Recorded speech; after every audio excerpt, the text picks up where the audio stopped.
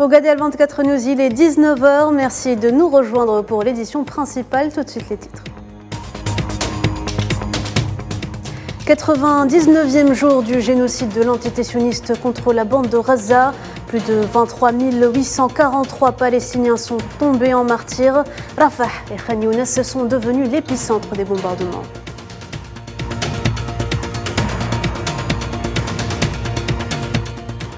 Les membres du Conseil de sécurité, lors d'une réunion à l'appel d'Alger, ont été unanimes à rejeter tout projet de déplacement forcé des Palestiniens en dehors de leurs terres.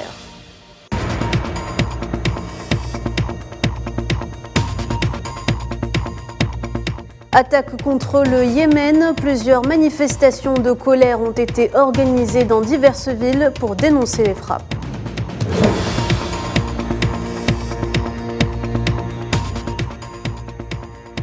Et enfin, un coup d'envoi de la 34e édition de la Coupe d'Afrique des Nations en Côte d'Ivoire.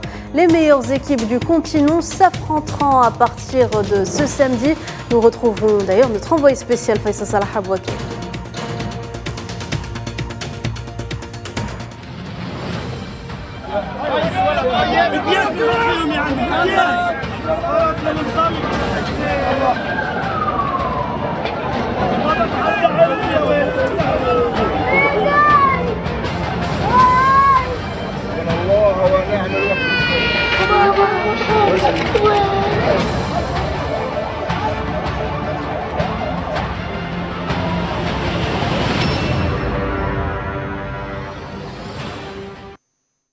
Bonsoir à tous et malgré toutes les pressions internationales et les poursuites judiciaires, l'entité sioniste continue sur sa lancée.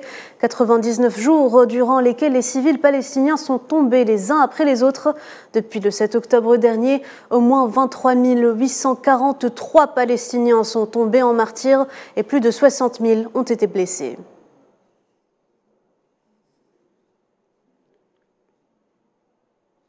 Et en ce 99e jour depuis le début du génocide, Rafah et Khan Younes sont devenus l'épicentre des bombardements sionistes, faisant des dizaines de martyrs, dont des femmes et des enfants. Les détails de la situation sur le terrain avec Amel Amzien Zitouni. À la veille du 100e jour du génocide contre Gaza, l'armée sioniste poursuit ses opérations dans l'enclave, confrontée à une nouvelle coupure complète des télécommunications et à une situation humanitaire des plus critiques. Des Palestiniens fouillent encore les décombres de leur maison après une frappe sioniste sur Rafah, dans le sud de la bande de Gaza. Cette maison m'abritait, moi et mes enfants. Je m'apprêtais à marier mon fils qui devait y vivre. Nous sommes des gens pacifiques. Ils nous frappent sans nous avertir. On a été frappés alors qu'on était à la maison. C'était inimaginable. Cette frappe, c'était très violent. On a commencé à hurler et je n'ai pas pu bouger jusqu'à ce que quelqu'un me tire dehors et me mette sur un chariot. D'intenses bombardements nocturnes ont touché cette ville où des centaines de milliers de déplacés ont afflué en quête d'un refuge. Le secrétaire général adjoint aux affaires humanitaires et coordonnateur des secours d'urgence, Martin Griffiths, a mis en garde contre toute tentative de changement du caractère démographique à la bande de Gaza. En ce 99e jour de guerre contre Gaza, la répression ne s'arrête pas et gagne plusieurs villes en Cisjordanie occupée, où les arrestations sont quotidiennes, sans oublier les incursions dans les camps de réfugiés. Pas plus tard que ce matin, une patrouille de l'armée sioniste a également écrasé une ambulance et arrêté une autre dans l'enclave, dans l'exercice de sa mission, avant de procéder à la fouille de l'ambulance. Au sud de la région de Toubas, en Cisjordanie occupée, toujours dans le camp de réfugiés d'El Faria, un Palestinien a été tué par les forces sionistes. Le responsable du bureau onusien en Palestine occupée, André Dominico, a déclaré de son côté que les opérations humanitaires deviennent de plus en plus complexes.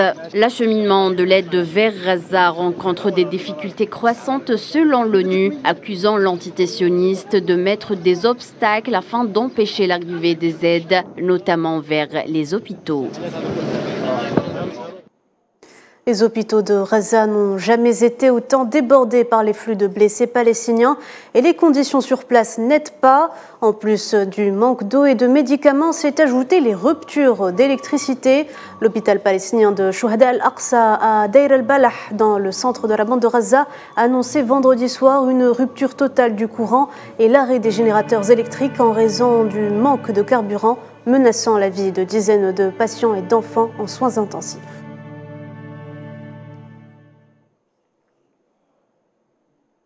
À Rafah, des civils de tout âge sont ciblés, personne n'est épargné. Au moins 10 Palestiniens, dont des enfants, sont tombés en martyrs et d'autres ont été blessés vendredi soir dans le bombardement par l'aviation de l'entité sioniste d'une maison abritant des personnes déplacées à l'est de la ville. L'artillerie d'occupation a également bombardé les camps d'El Boureij et d'El Marazi.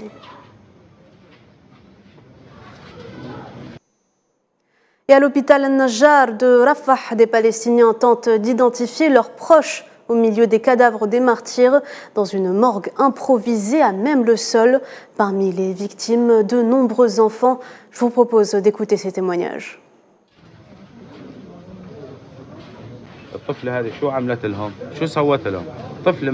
Cette petite fille, qu'est-ce qu'elle leur a fait? Elle est morte affamée, avec un morceau de pain dans la main. On a essayé de lui enlever le pain de la main, mais elle le tenait bien serré.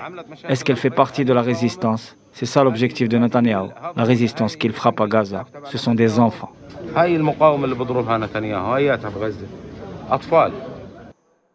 Le trio de la mort, famine, manque d'eau potable et maladies en tout genre. Les Nations Unies ont tiré la sonnette d'alarme sur les conditions de vie des Palestiniens à Gaza. Les familles sont confrontées à une triple menace, considérant les conditions qui y règnent sans précédent. Lucia Elma, représentante spéciale du Fonds des Nations Unies pour l'enfance, a déclaré à ce propos que des milliers d'enfants dans la bande de Gaza sont déjà morts et que de milliers d'autres pourront également mourir si 3 problèmes urgents ne sont pas résolus immédiatement, à savoir la sécurité contre les bombardements, la logistique de l'aide et la reprise du secteur commercial. Et face au problème des pénuries, une première cargaison de médicaments est arrivée vendredi soir à Gaza. La ministre de la Santé palestinienne May Al-Kaila a annoncé que la cargaison d'une valeur de 2 millions de dollars provenait des allocations des projets de la Banque mondiale en coordination avec l'UNICEF.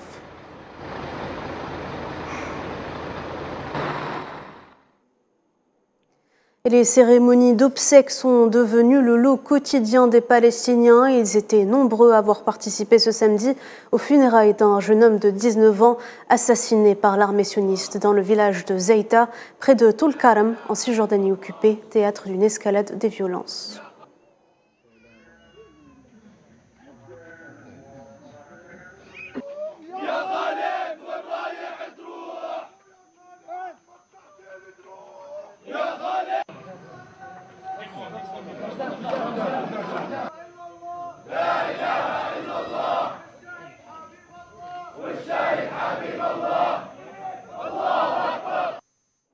Tôt ce matin, 5 Palestiniens sont tombés en martyrs sous les tirs de l'armée d'occupation sioniste près de la colonie d'Adora, à l'ouest de la ville d'El Khalil. L'agence de presse palestinienne Wafa précise que les jeunes Palestiniens ont été délibérément pris pour cible.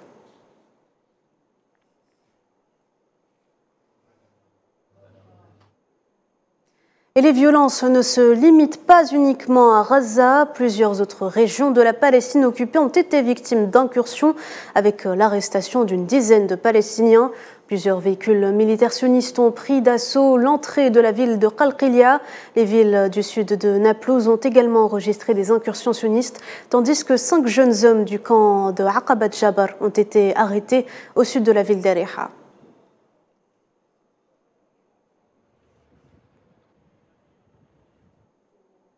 Des milliers de personnes se sont rassemblées une nouvelle fois ce samedi dans le centre de Londres pour une manifestation de soutien au peuple palestinien.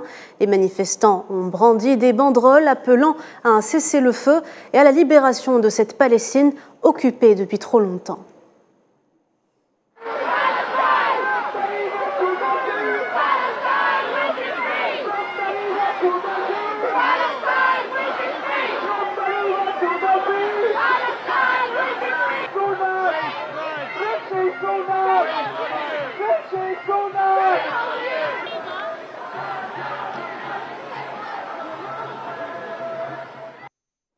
Dans ce contexte, les membres du Conseil de sécurité, lors d'un appel d'une réunion à l'appel d'Alger, ont été unanimes vendredi à rejeter tout projet de déplacement forcé des Palestiniens en dehors de leurs terres, exprimant leur inquiétude concernant les récentes déclarations de ministres sionistes encourageant le transfert massif de civils de Gaza vers des pays tiers.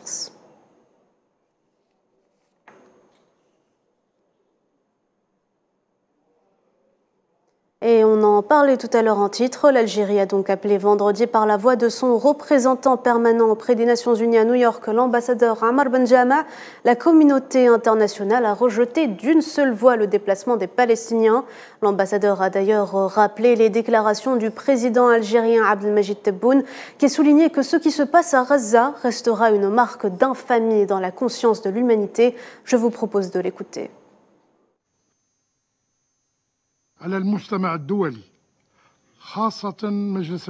Il est du devoir de la communauté internationale et en particulier du Conseil de sécurité de l'ONU de s'exprimer d'une voix forte et unifiée afin de dire non et de refuser le déplacement forcé des Palestiniens. Aucune personne présente dans cette salle ne peut rester silencieuse devant ce genre de dessein et de plan. Le silence, dans ce cas, serait une complicité. Comme l'a souligné le président de la République algérienne Abdelmajid Tebboune, ce qui se déroule en ce moment à Gaza constituera une marque de honte pour toute l'humanité. Nous devons être clairs dans le refus du déplacement forcé des Palestiniens de leurs terres. Nous devons tous savoir qu'il n'y a de place pour le peuple palestinien que sur ces terres.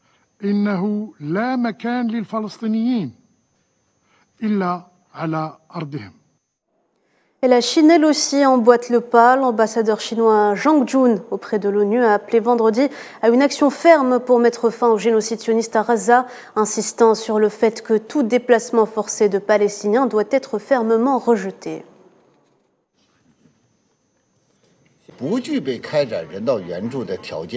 Certaines personnes parlent constamment de la protection des droits humains et de la prévention du génocide, tout en faisant de l'obstruction et en détournant l'attention sur la situation épouvantable à Gaza. C'est un exemple flagrant de deux poids deux mesures. Nous devons éliminer toutes sortes de distractions et prendre des mesures énergiques pour mettre fin au conflit, sauver des vies et restaurer la paix. La Cour internationale de justice a annoncé vendredi soir avoir achevé ses audiences publiques concernant le procès de l'entité sioniste pour crime de génocide dans la bande de Gaza, sur la base d'un procès intenté, je vous le rappelle, par l'Afrique du Sud et soutenu par des dizaines de pays. Selon un communiqué, la Cour devrait à présent entamer son délibéré dès aujourd'hui.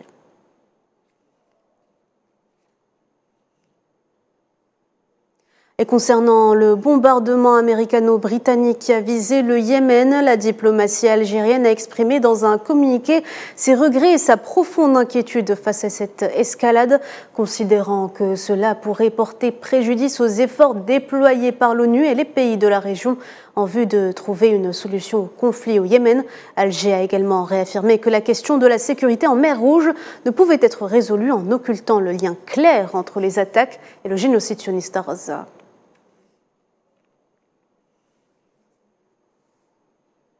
Solidaire avec les Palestiniens de Gaza, le Yémen a essuyé jeudi soir plus de 70 frappes aériennes américano-britanniques. Vendredi, plusieurs manifestations de colère ont été organisées dans diverses villes pour dénoncer ces frappes. Imen Merad. Depuis le 7 octobre dernier, l'escalade des attaques sionistes à l'encontre du peuple palestinien a engendré une tension palpable en mer Rouge. En solidarité avec Gaza, les Houthis ont ciblé la navigation commerciale dans la mer Rouge avec des drones et des missiles, obligeant les transporteurs à changer de cap et à emprunter des itinéraires plus longs. En représailles, vendredi, de nouvelles frappes américaines et britanniques avaient ciblé des sites militaires tenus par les Houthis qui contrôlent de vastes régions du Yémen, dont la capitale Sanaa, relançant les craintes d'un débordement régional de la guerre à Gaza. Plusieurs manifestations ont été organisées en soutien au Yémen pour dénoncer les frappes aériennes américaines et britanniques contre des cibles militaires Houthis au Yémen. Des dizaines de milliers de Yéménites se sont rassemblés vendredi dans plusieurs villes pour protester contre ces frappes sous les drapeaux yéménites et palestiniens à Hodeïda, Ta'ez et Aden, condamnant les frappes américaines et britanniques et réaffirmant leur soutien aux Palestiniens.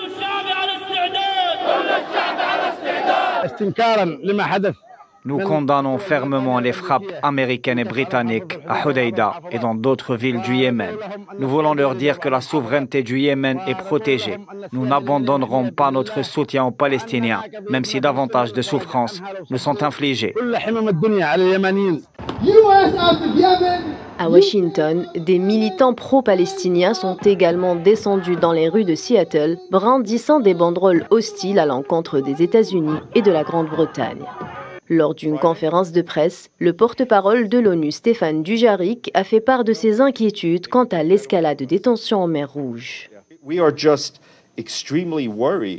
Nous sommes extrêmement inquiets des risques et des risques plus importants d'escalade de la situation, ainsi que de l'impact sur la région au sens large, des risques qui pèsent sur le Yémen lui-même. Ces frappes au Yémen représentent l'une des manifestations les plus dramatiques à ce jour de l'élargissement de la guerre à Gaza depuis son escalade le 7 octobre dernier. Même si les États-Unis et leurs alliés ont affirmé dans une déclaration commune qu'ils n'avaient aucune intention d'intensifier les tensions, cet acte augmente les inquiétudes des instances internationales quant aux multiples répercussions humaines mais aussi économiques.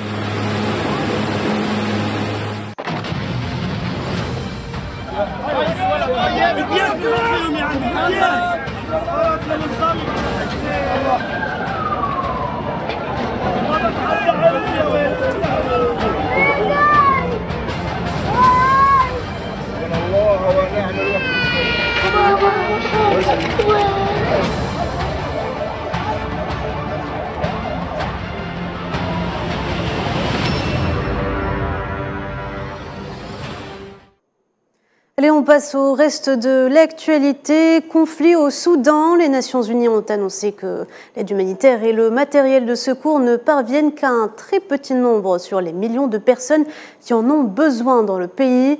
L'ONU, par le biais du porte-parole de son secrétaire général, Stéphane Dujarric, a appelé à la nécessité d'éliminer les obstacles au dédouanement et à l'inspection qui peuvent prendre plusieurs semaines, ajoutant que les camions chargés d'aide ne pouvaient pas circuler en raison des violents combats, notant que certains travailleurs humanitaires au Soudan avaient été arrêtés et tués.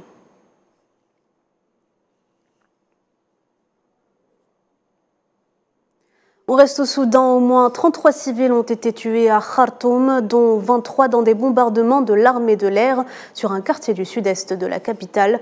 Selon un communiqué d'un comité d'avocats soudanais, 10 civils avaient été tués par des échanges de tirs d'artillerie dans la périphérie sud de Khartoum.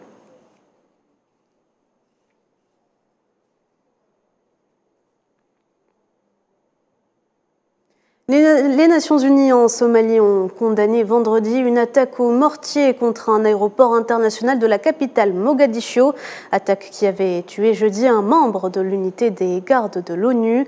Cette attaque a d'ailleurs été fermement condamnée par le secrétaire général de l'ONU, Antonio Guterres, déclarant que les attaques contre le personnel et les bâtiments des Nations Unies sont interdites par le droit international. It was a very strategic and important town for the government of Somalia, as you know. Firstly, it was the capital of Al-Shabaab, where we could maneuver and attack from. And attack the enemy, the Al-Shabaab. What also made us face heavy. To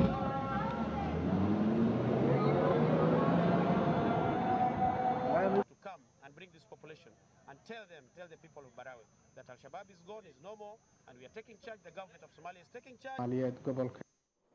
Crise en Équateur, au moins 5 détenus se sont évadés vendredi soir du vaste complexe pénitentiaire de Guayaquil dans le sud-ouest du pays, dont 2 étaient rattrapés peu après au cours d'une importante opération de recherche.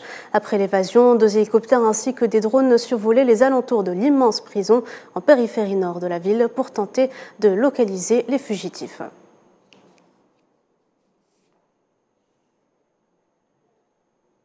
Intempéries, un glissement de terrain a fait au moins 23 morts et plus de 30 blessés vendredi dans le nord-ouest de la Colombie. La route qui relie la ville de Medellín à Quibdó dans le département de Chocó a été temporairement fermée après avoir été endommagée par les glissements.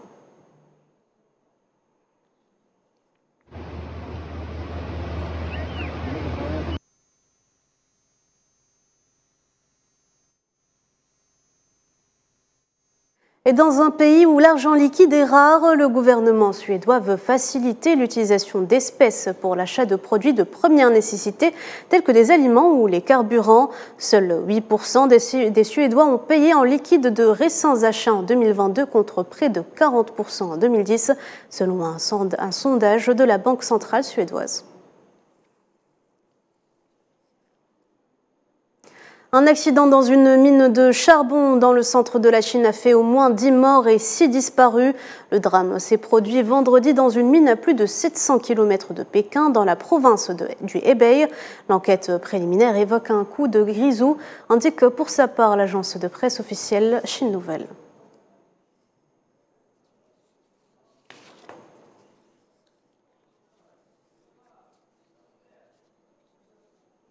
Pour football, c'est le jour J, enfin le début de la 34e édition de la Coupe d'Afrique des Nations. Après des mois d'attente, de reports et de rumeurs, le premier match de la CAN débutera dans environ 1 heure et les amoureux du foot vont vibrer pendant un mois sur le rythme des matchs intenses entre les meilleures équipes du continent africain. Mohamed Ouali Ben Chaman. La 34e édition de la Coupe d'Afrique des Nations débute enfin ce soir après des mois d'attente, de reports et de rumeurs. Les passionnés de football sont prêts à vibrer au rythme des matchs qui promettent des moments intenses sur le continent africain. L'excitation est à son comble alors que le jour J est enfin arrivé. Les équipes participantes se sont préparées ardemment pour cette compétition prestigieuse, représentant non seulement la fierté d'une nation, mais aussi l'opportunité de briller sur la scène continentale. Sur un mois environ, les stades ivoiriens vont résonner des chants passionnés des supporters venant de toutes parts pour créer une ambiance bon enfant dans les gradins. Nous visons les 3 points du premier match contre l'Angola. C'est une équipe robuste. L'entraîneur doit trouver des failles pour gagner ce premier match. Nous avons oublié la fatigue de ce long voyage. Dans l'avion, nous étions comme des frères. Si Dieu le veut, on remportera la coupe. La coupe sera algérienne. Bon sens à toutes les équipes africaines. Je vous souhaite bon sens, bonne compétition. Je remercie aussi les organisateurs. C'est bien organisé, ça a bien débuté. Je vous souhaite bonne chance. Et on sait que ce soir, on va remporter, on va gagner, on va remporter la victoire sera à nous, Inch'Allah. Les favoris traditionnels suscitent des attentes élevées, mais le football réserve souvent des surprises.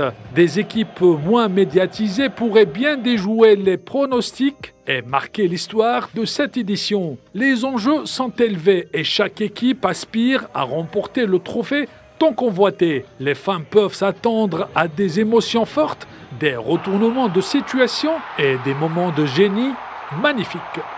Cette CAN s'annonce d'ores et déjà comme un spectacle où la passion pour le football se mêlera à la richesse culturelle du continent. Que le meilleur gagne et que cette compétition soit une célébration du talent et de la détermination du football africain. Nous retrouvons d'ailleurs notre envoyé spécial à Bouaké, Faisal Salah. Bonsoir. Bonsoir Nariman. Alors à 48 heures de l'entrée en lice de la sélection algérienne, les Verts continuent leur préparation à Bouaké. Pouvez-vous nous en dire plus sur cet aspect, Faisal ? Aujourd'hui, c'est le 4e jour des Verts à Bouaké. Aujourd'hui, la matinée, elle était dédiée à une petite balade. Et après, il y a eu une séance vidéo. Seulement les 4 gardiens se sont déplacés au lycée classique afin de s'entraîner. Demain, il y aura la conférence de presse de Jamel Belmadi à 11h. Il sera accompagné du capitaine Riyad Mahrez. À ce moment même, l'équipe adverse, le premier adversaire de l'Algérie lors de cette Coupe d'Afrique des Nations, l'Angola, s'entraîne ici au lycée technique. Et pour parler beaucoup plus sur ce match, il me rejoint un confrère d'Angola, monsieur José Carvalho, un confrère qui va nous parler un petit peu de ce match. Algérie-Angola, une affiche qui a été en 2010 et à la CAN 2010 et elle était soldée sur un score nul, match 0-0. Vos pronostics pour ce match? 2010, 0-0. Mais Algérie est supérieur dans l'Angola. Algérie, selon une équipe qu'il a grand joué, Maris, Ibrahim. Donc, nous, Angola, s'est préparé à la Bahreïn pour RDC, République démocratique du Congo. Donc, je pense que votre sélection, c'est supérieur et il a gagné, mais bien. Le premier match, c'est important. Les Verts vont, on va dire, aborder cette rencontre et ce match avec beaucoup plus de sérieux. On connaît très bien l'adversaire, un adversaire qui joue très bien. On a joué le Mozambique qui a à peu près le même style de jeu que l'Angola. Demain, il y aura la conférence de presse. Belmadi va se livrer à la presse. Il va parler de cette rencontre. Il va aussi parler s'il y a des absences ou pas. La liste, comme toujours, elle sera communiquée 1 heure seulement avant le match. Le stade de Bouaké, pour le moment, il est fermé par rapport à la presse. On n'a pas accès à l'intérieur du stade, seulement Merci beaucoup Faisal Salah, merci pour toutes ces informations. On vous retrouve dans nos prochaines éditions. Vous êtes à Bouaké, je vous le rappelle. Voilà, c'est la fin de ce journal. Merci de l'avoir suivi. L'actualité continue sur Al 24 News. Excellente soirée à tous.